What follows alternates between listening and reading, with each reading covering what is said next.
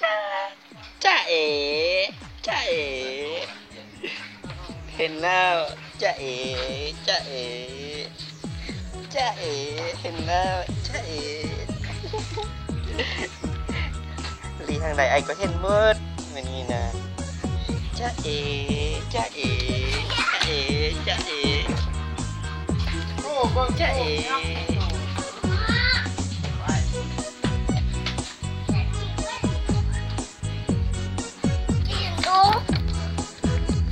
อย่าหันไปหนึ่งอย่าหันไป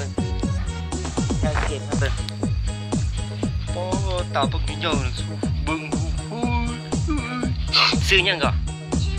ซื้อบิดซื้อบิดบิดเรียนหนังสือแหละไปเรียนเถอะเรียนห้องยังน่ะป.10โธ่เรียนห้องป.10มีป.10มิสเตอร์บิดห้องป.10อ่ะอยู่เมืองหลวงนี่มีห้องป.10ดิโอ้ไอ้บ่เคยเห็นดิห้องป.10เนี่ย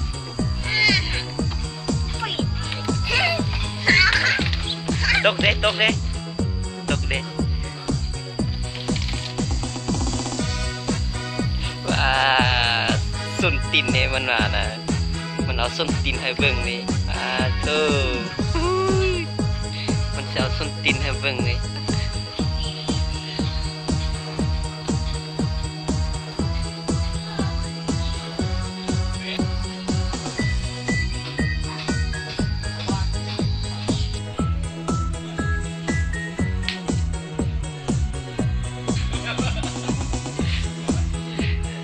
เป็นยังไงนี่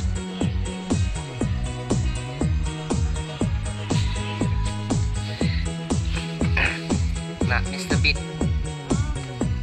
จะเห็นยังไงนี่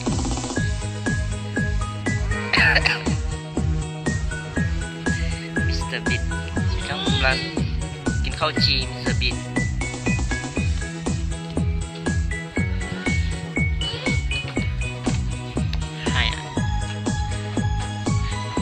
เอิ้นว่าตุฮอก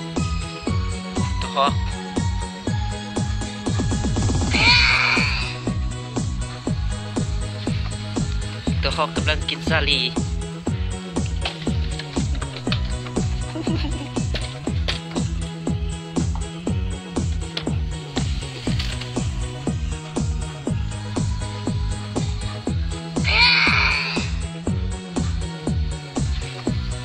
ตุฮอกกำลังกินซาลี